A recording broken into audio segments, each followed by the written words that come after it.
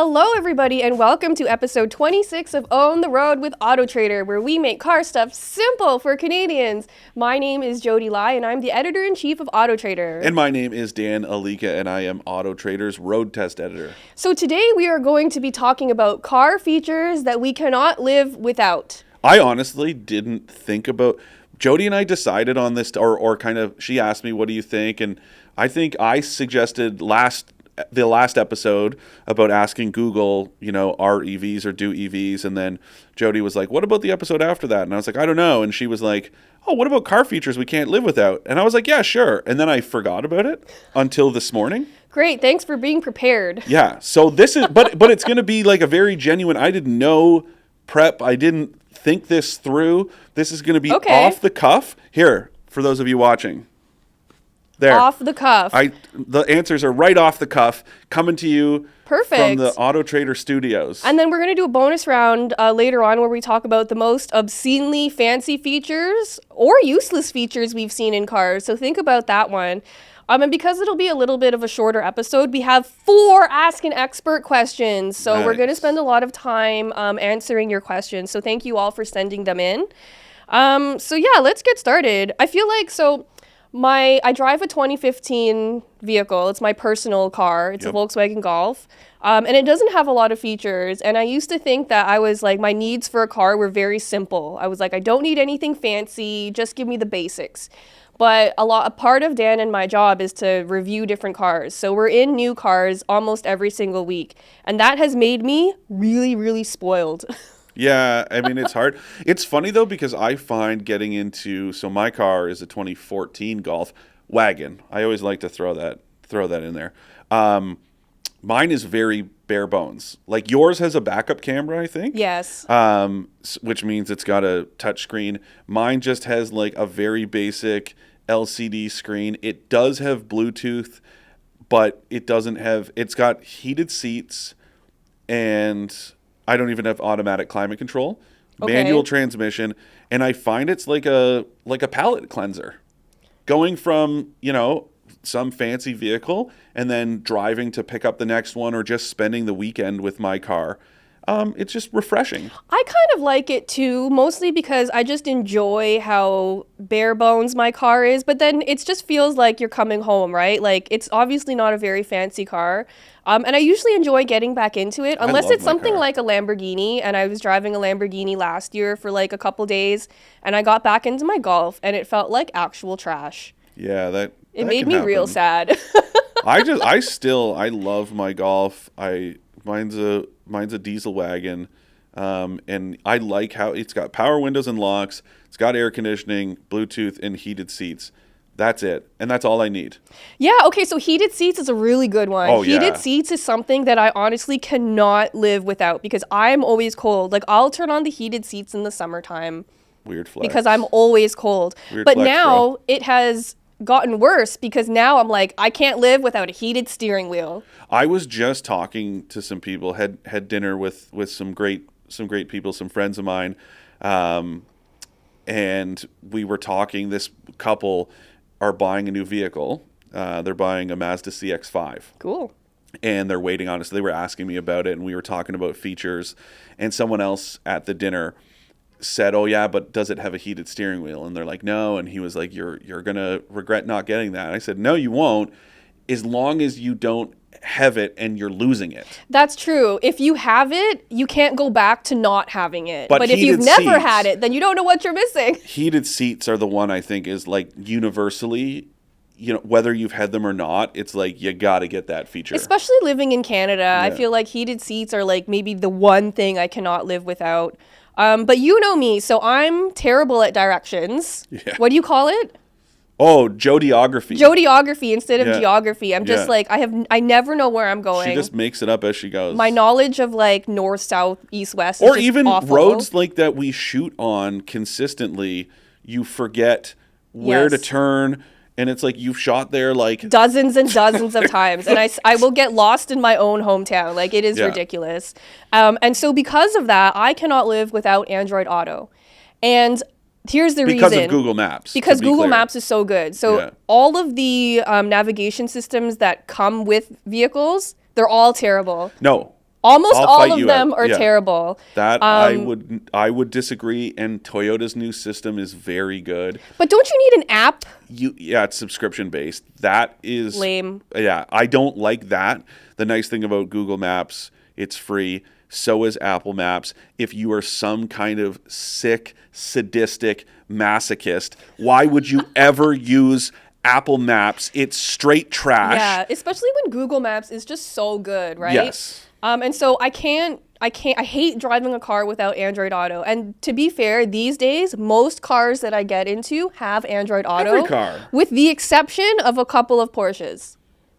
Oh, Android Auto. Yeah, Apple CarPlay is more widely available. And it makes sense because they did, you know, consumer focus studies, and like something like 90-something% of Porsche drivers have Apple phones. So Yeah. I'm an outlier in that I'm complaining with that because, you know, people who can afford Porsches generally can afford Apple products. Yeah, but no, I think it's like, I get what you're saying. Yeah, it was also, I know there was a big, I don't remember who it was. I think it was either Mazda or Toyota. They were still in the early days. They were still hammering out the agreement with Google because Google really wanted to own, you know, your personal data, and they were pushing back to say, like, you know, that's not something that we would do, is give that. So hammering out that agreement postponed a lot of Android Auto rollouts because they still needed to like firm things up and make sure that they were both in agreement on how it was going to work. I agree. Like Apple CarPlay, I love it. It's easy. It's comfortable. What I like most about it is, and this is one of those things that applies to people like Jodi and I in particular, is going from one vehicle to the next. There's that familiarity where you don't need to learn a new infotainment system. Like if you're just picking it up and you need to get back to the office or whatever, it's nice to like plug your phone in and have that operating system open and it's familiar and it looks the same in every vehicle.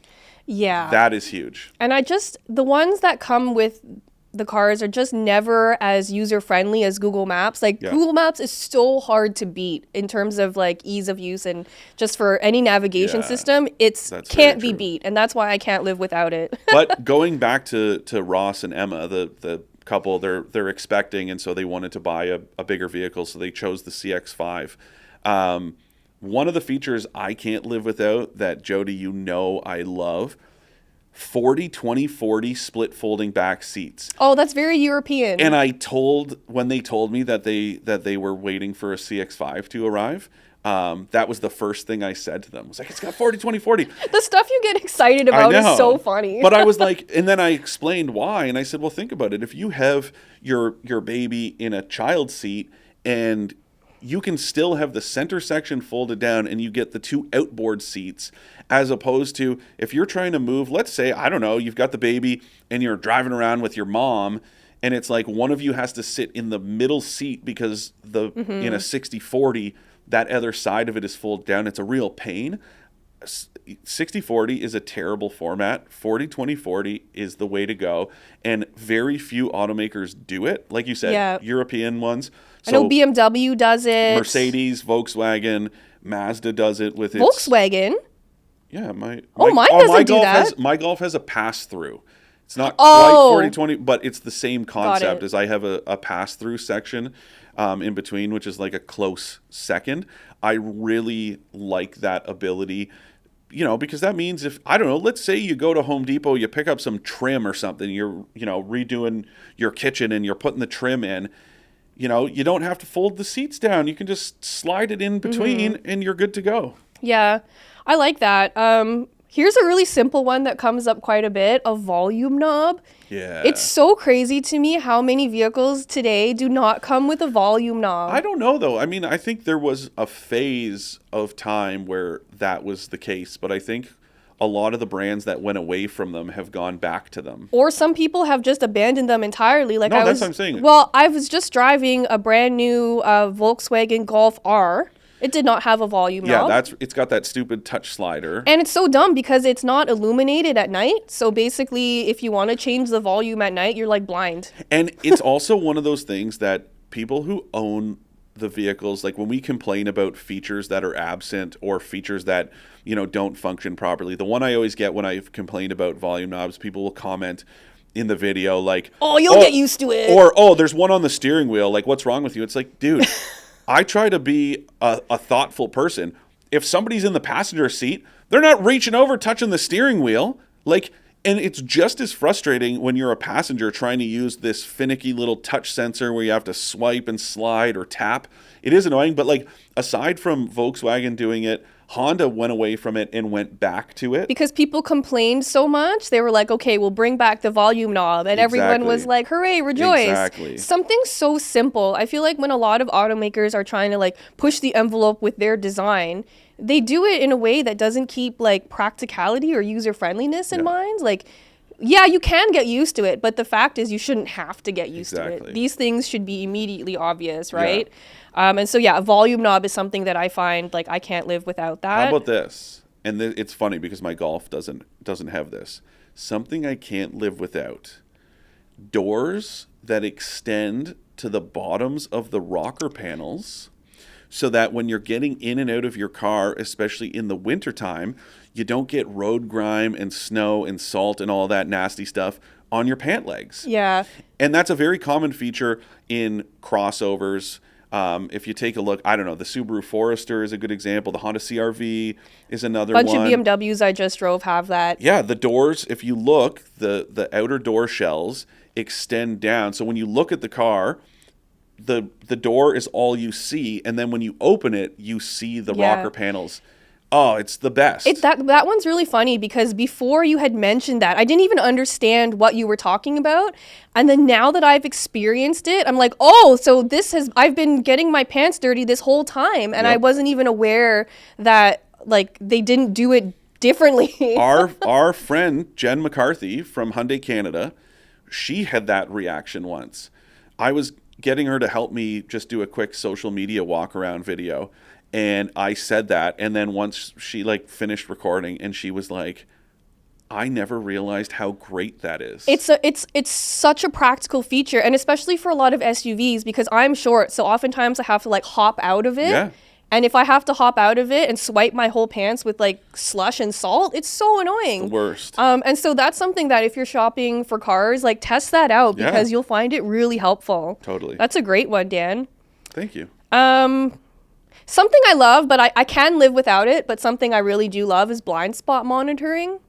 I can live without it because like my Golf doesn't have it and it has like no blind spots anyway because it's like a box. You know, when it comes to features like that though, I think, and I'm not saying you, but I think for a lot of people, it creates a false sense of security and allows them to break good habits. Oh, yeah. So checking blind spots, a lot of people nowadays just don't because it's like, well, I've got blind spot monitoring, but you should still be using your door mirrors. The one that I see that I'm like, well, you're clearly not using your door mirrors are the people driving around with their mirrors folded in.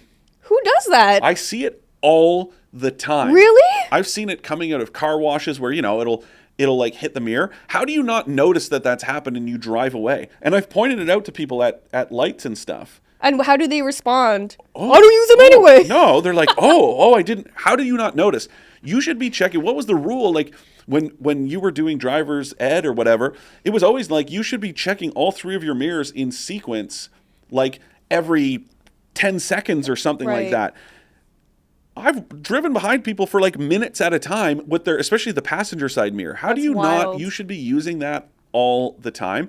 And I think stuff like blind spot monitoring gives a false sense of security and allows people to break those good habits. I mean, it's not there to replace shoulder checks. It's there as like a final check. I'm also a big fan of even forget the shoulder check.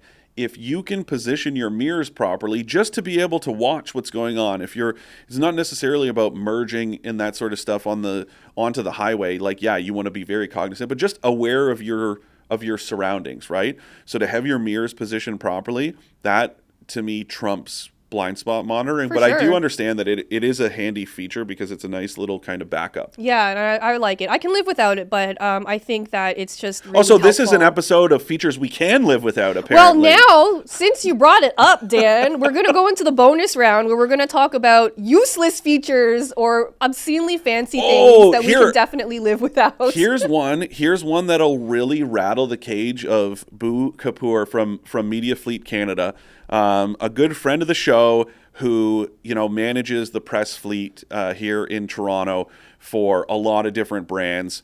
We really appreciate everything that he does, but he got a little defensive when I said in that little whatever YouTube short that you posted, I ranted about sunroofs. Oh, I agree with you. I hate sunroofs. They are dumb. They're annoying because I gotta protect the skin from looking old, so I don't want the sun shining on my face. Now, Boo had a good point. He said to me was that in something like the Ford Mustang Mach-E, it is nice because it makes it feel a little more airy. Yeah. And I do agree that the shift that interior designers have gone to like dark headliners has made a lot of vehicles feel kind of like cramped little caves. So in the Mustang Mach-E, it's a fixed glass panel, and it's also got that it's like a built-in kind of sunshade, like where it's got some sort of like chemical compound where it'll automatically dim. Yeah. So I agree there, but it's just like, I don't know.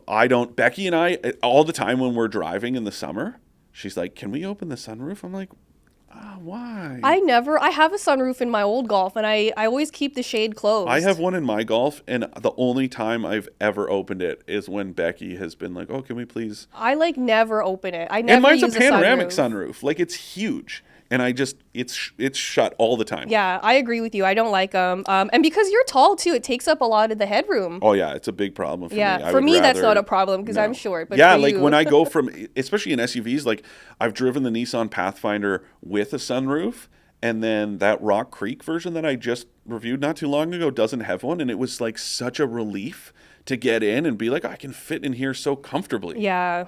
Here's a feature that I like that Jodi doesn't. Okay, let's hear it. Massaging seats. I hate them. I hate massaging seats. First of all, they don't even feel good. Oh, yeah, they do. I don't think they feel good. And they also hit me in all the wrong places. So it's like jabbing my bones and stuff. That's a you problem. So? Some scrawny little lady is telling me that they're no good. Take it from a big guy.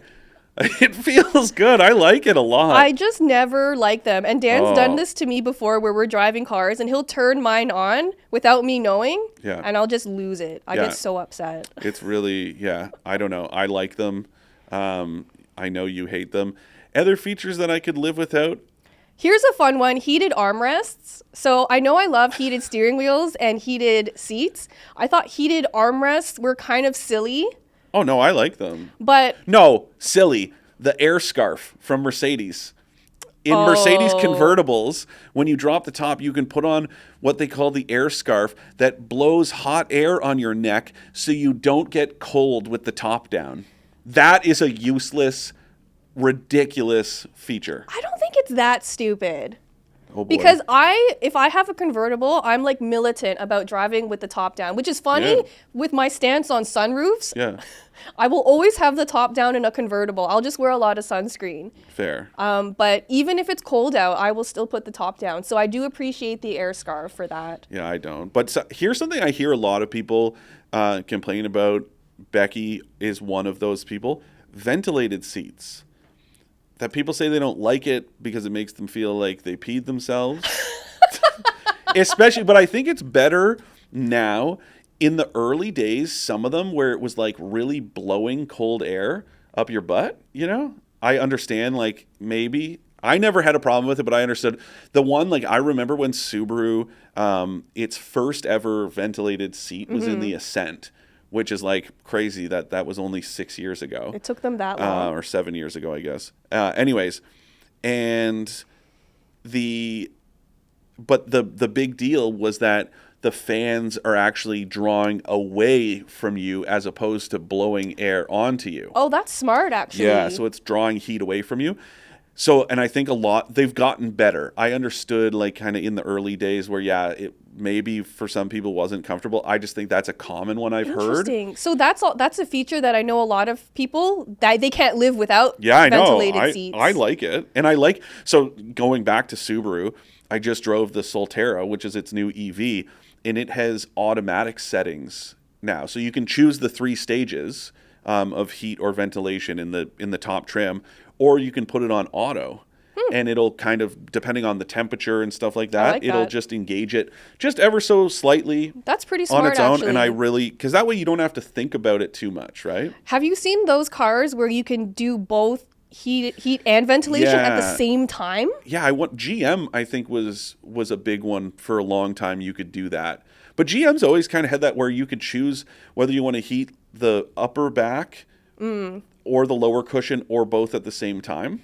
Give you choices. That's a rare feature. It is a rare feature. I find like whenever I have a car that can do both, I'm like, wow, this is so strange. Yeah, it's weird. It's just blowing heat on you. It's like a... I still don't really like understand furnace. the purpose. Yeah, neither do I. But it's there if you want it. Maybe it's unintentional. Yeah. You know, because a lot of them, if you try... Because I've tried it just to see. Like, I'll tap both, and yeah, it defaults... Like, it'll turn off one if you try to turn on the other. So maybe it's one of those things that they just never realized that you could do both, and it was like, oops, it's too late. If you want to talk about stupid features, I was recently driving a BMW X1, which I really enjoyed, actually. But I was reading the press release, and they made a big deal about it has a selfie camera. That is ridiculous. Which I thought was so stupid, because who doesn't just have a phone that they can take a selfie with? But then the more I thought about it, they marketed it as a selfie camera, but it's actually more useful as like a theft deterrent device. Oh, you could take a photo of... If someone steals your BMW, you could use that footage and give it to the police. How about Mercedes with its new infotainment that's rolling out in stuff like the new GLA and GLB class crossovers that are coming out later this year that have built-in TikTok? Get out of here. That, to me, unless there's like restrictions on it, like if you can use sure it while there you're is. Driving, that would be so crazy. It's still nonsense. But yeah, that selfie camera was also useful, because then if you have the app that goes with it, you can, use it to see if you forgot anything in the back seat, which I thought was helpful. But like the selfie aspect of it, I thought was incredibly dumb. I'm going to offend 2 of our distinguished contributors, both Peter Bleakney, who is a very, very talented musician and a huge audiophile, as well as Mr. Yacht Rock himself, Jeff Wilson. With exceptions, car stereos, like these big extravagant ones with subwoofers in the back, 30 speakers, are not good. Like they're so... I'm not saying like, I don't want just 4 speakers and call it a day. But yeah, going to these like 11, 12, 18, 21 speaker stereos that like don't really, it's in a vehicle, so you're not really benefiting. Now, some are really good, right? Like some of these 3D audio systems. I remember the first time I got into an Audi with the 3D audio. I was like, okay, this is noticeably different than average, and it's very good. But a lot of these, and the other thing is, and maybe this is, Joseph, it's time for the sound. We're going to demystify. A lot of these stereo systems, right, where you see like Volkswagen, I don't know if it still does this, but like Fender audio and stuff. Or like Beats by Dre. They'll have like a consult, but it's not actually, it's just branding in a vehicle. It's not actually developed by these companies. Now, so Volkswagen might have like someone from Fender come in because they won't put the brand's name on a stereo without kind of giving it a stamp of approval. But it's not like they're sitting there like, fine tuning and adjusting everything.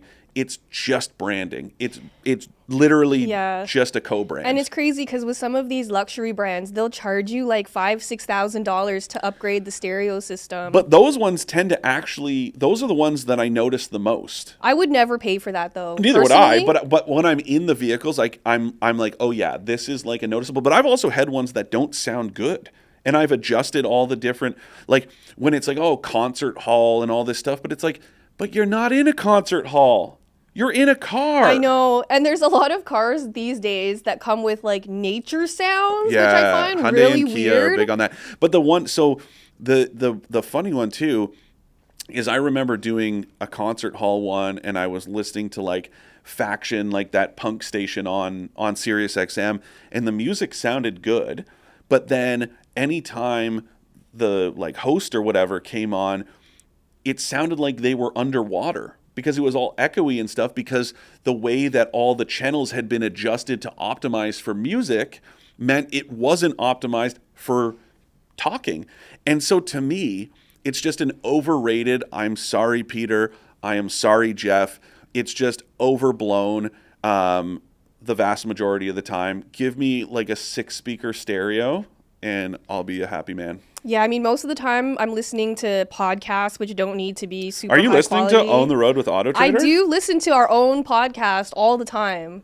Well, I hate hearing myself speak, but I need to know, where I can improve for next time. So I'm doing my research. wow. Or I'm listening to like oldies because I'm a senior citizen and true. I love music from the 50s, which was recorded in a time where like it was so low tech back then. So even if you pump it through a big fancy stereo, it's going to sound mostly the same. Also, like, yeah, degradation from masters. And we can get, and this is like a Peter Bleakney thing, right? It's like we're not listening to, copies of master files. So you've lost so much quality Already. over, yeah, that it's like, what's the point in pumping it through this high-priced stereo when it just kind of sounds like junk Yeah. anyways? Anyway, that was supposed to be a short episode, I but knew we're it wasn't running gonna low be. on time. Who knew it was going to be such a fun one? Me, that's who. But anyway, let's get into our Ask an Expert questions. We have 4 to get through, Okay, so we can do it. let's go. This one comes from Chris. I have a Hello, Chris. 2004 F-150 with a 5.4 Triton V8. Oh, I used to have a 2002. Oh, perfect. Yeah. So it sits in my garage under a car cover 98% of the time. I've owned it since 2006 and always ran 91 octane in it. I put stabilizer in the fuel to try to keep it half full. I just figured that less ethanol to break down and turn to jelly was better for it overall. Am I doing anything wrong? I also have a 392 Scat Pack on order. Same question. So the Scat Pack does call for 91, I believe. It calls for high octane fuel. So yes, you'll have to use high octane. I understand what you mean, but the fuel stabilizer, that's what, if you're parking your vehicle, I used to do that with my Miata. I would put fuel stabilizer in it because of, that breakdown, that separation. You don't want moisture in the fuel tank, like water vapor, obviously. So that's why you'd put fuel stabilizer in it. But again, like, unless that truck, and I'm 99% sure it doesn't, unless that truck calls for 91, you've just been wasting money. Now, granted, you don't drive it that much, it sounds like. If you're saying it spends so much time under a cover, then it's not like you've been, wasting thousands of dollars since 2006. But I would still say, man, just stick with 87 because you're not getting anything. I think like the F-150 Lightning, not the new one, the old one, the SVT Lightning, that called for premium grade gas. But what does it have to do with the ethanol? Does that have anything to do with how quick it turns to jelly? No, I don't think so. Again, it's like fuel breaks down at pretty much the same rate regardless of the octane rating. Okay, so there's your answer, Chris. Yeah, you're not gonna see any difference in that breakdown, especially if you're using fuel stabilizer. That's the big difference maker. Thanks for that question. That's a good one. Our next question comes from Frank from Toronto. Hello, Frank. Hi, Jodi and Dan. Aside from each other, who is your favorite car reviewer? This is such an easy question to answer, and it's not because he is an AutoTrader contributor. I think I know who you're going to say, and it's one of my answers too. Brendan McAleer, Whoop, whoop. Vancouver-based auto writer, might be one of the most talented English language auto writers in the world. I would agree with that. And the is- reason why is because he just has a way with words, but he has a way of talking about cars in a way that can appeal to people who actually don't care about cars. It's nice, too, because his personality comes through in everything that he writes. And it's not just the personality. You can tell every story he writes, even if it's just like a throwaway piece, he puts so much love. Yes. You can tell that he is so passionate about what he does. Yeah. Really respect that guy. Really look he's up to him. amazing. He's an amazing writer. And a nice dude overall. Like, he's the just nicest. a great guy. So And then I think if I were to add someone, I would love to add Kristen Lee. who now works for Motor Trend. So congrats on that promotion. I think what she's doing is incredible, really talented in many different mediums too, writing. She's a great photographer. She's a great presenter as well. Really look up to her. So thanks for your question, Frank. Our next one comes from Andy, who's actually, full disclosure, works with us here at AutoTrader. That is true. So cars these days are required to have at least a backup camera, and many go even further with sensors and cameras all around the car. However, even high-end vehicles will often lack the ability to clean these pieces of equipment when they're covered with dirt or snow. Why is that? What gives? I mean, there's no simple answer, but yeah. Cost savings is probably what it comes down to. Totally. But I will say that there are some automakers who do offer camera washers, not so much with the sensors. Here we go. Jodi's going to talk about the Volvo EX90 that she just... How I didn't even did look you at know? this because you wrote that story and I read it and was like, oh, Jodi's hyped about this. So as soon as you started reading this, I was like, I know what she's going to bring up. Yeah, so the Volvo EX90 is the brand's upcoming all-new 3-row SUV. It's Tell an us EV. more. And it has How's the camera washer situation? little cameras that pop out to wash the cameras and the headlights, which I think are so cool. But don't forget, Volvo used to have those little wipers on the headlights. Yeah, I remember that. Safety is a big thing for Volvo, but like there are brands, even mainstream brands that use camera washers. So I think Acura uses it. They have a washer for their rear view camera, and I totally get where this comes from because a lot of sensors, especially when it's like really grimy outside and like your car gets covered in salt. I was just driving a car recently where it was a BMW. It was beeping at me nonstop because every single sensor was blocked with salt. And there was no way around it except like running out and like wiping them down with your hand. Ladies and gentlemen, this is why I've said before, and I'll say it again, full autonomy is not going to happen. That's just a reality. Yeah. Because you cannot have a fully autonomous vehicle when it's sensors and cameras, and that's not something you can, even putting them behind the windshield doesn't change it, because we've all seen what windshields look like in a rainstorm, in a snowstorm, whatever the case may be. You get salt on there. If they're behind the grill, you see those little sensor packs in there. Same sort of thing. Mm-hmm. Those get all jammed up. Even parking sensors on bumpers. Yep. You'll have snow and stuff on there, and then it'll tell you, oh, like sensors obstructed. So how do you expect autonomous vehicles to operate? Yeah. And I was actually speaking to an automation expert. We called him the Flying Dutchman. Okay. Or the Flying Dutchman. I met him when I was in Sweden, and he was basically saying that like autonomous driving is never going to happen. Oh, I like this guy. Unless we find a way for vehicles to communicate with the infrastructure and with each other. That is really the only way that's going to happen. But even still, that's not... And even that, it's not going to work because even those systems will get gummed up by bad weather. Yeah. But anyway, thank you, Andy, for your question. I agree that, more automakers should offer camera washers. I think Subaru does on the Ascent. But yeah, it's very few and far between. And to Jodi's point, it's just a cost-saving thing, because it's the same reason why a base Toyota Corolla Cross doesn't have a rear wiper, but the rest of the lineup does. Yeah. That, to me, is one of those cost-saving measures that is unacceptable. I'm going to shame Toyota in this moment and say, get it together, man. That's ridiculous. Yeah, Anyways. Absolutely. Our last question comes from Dean. I'm not going to read the whole question because it's very long, but he's kind of having a dilemma right now. He said he's listened to quite a few of our podcasts, which are well done because he loves Canadian content. Thank you. AutoTrader has great car reviews. However, I think you need to do an episode on the reality of purchasing a new hybrid, PHEV, or an EV. You mean a PHEV? PHEV. So his dilemma is that he would love to buy our best PHEV AutoTrader award winner, which is the Toyota RAV4 Prime. Yes. And he has quite a flexible budget to work with. His problem is that there's a 2-year waiting list. Yeah, it's ridiculous, man. And so he wants to know, like, what's the deal with that? He's even willing to pay more to buy a Tesla, but he's just having a lot of issues with inventory. Yeah, unfortunately, it's just demand, man. There's so many people like you that want to get into it. There's only so much capacity that Toyota has to produce them because it comes down to the battery technology. Battery supply is limited. The pandemic, we're still feeling. And because of last year's high gas prices, you know, the demand for those fuel efficient vehicles just went through the roof. And so it's a lot of things stacking up against you. But regardless, here is the advice that I'll give, because I can't give advice to get you ahead of the line or anything like that. But what I will say, don't just go into your Toyota dealer or whatever brand it may be that you want to buy that vehicle and get on the wait list. Sign a purchase agreement that locks in an agreed upon price.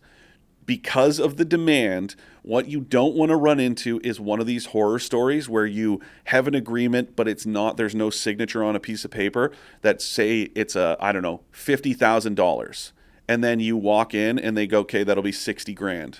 And when you go, but it was 50,000, and they go, well, now it's 60, and you have nothing, you can't then go to Toyota and say, hey, I agreed to this without a signed purchase agreement. So sign something, have something in writing that says this is the price that you are going to pay for the vehicle. Protect yourself. I'm not saying all dealers will do that, but it is a very common practice, especially in the States. They call them market adjustments, and they can tack on virtually as much money as they want onto the purchase price of a vehicle because of that demand. So have it locked in, the price that you agreed upon. Yeah, and so from your email, you're also looking at a lot of crossovers, which is cool. But if you wanted to get into a car faster, maybe you have to look at a non-crossover, because the demand for fuel-efficient crossovers is even higher than the demand for something like a sedan. So, maybe if you were able to live with like a Sonata or Accord hybrid, you might have more. Or a Prius Prime. There's still a wait list, but it's not quite as long. Like the RAV4 is just very in demand. Even the conventional hybrid version that's built in Cambridge, Ontario. The plug-in hybrid is still built in Japan, which is part of the problem. Again, the capacity and just markets, right? Like it's a larger market, Japan, Europe, the US. So there's more of that production capacity is designated for those markets. Unfortunately, we're not going to see those same levels in Canada. So that's what you're up against. Yeah, so thank you, Dean, for your question. Good luck with your search. I do know that there are, 15,000 used EVs and or how hybrids did you know that, or Jodi? PHEVs on the AutoTrader marketplace. Wow. I know that's not a good answer because you want a new one, and most of those are secondhand or but used. It's a good alternative, especially if you're up against, let's say a lease that's expiring and you need to make a quick decision. It's not, totally crazy, especially if you look at certified pre-owned. You can find yourself something with some warranty coverage. So there are some options out there in the meantime. Yeah, but thank you all for your questions. You guys are asking really good questions. If anyone would like to ask Dan or I some questions to answer on our next episode, you could email expert@trader.ca. And that wraps up this episode. Yep. Thank you all so much. Drive safe, and we'll see you next time. See you guys.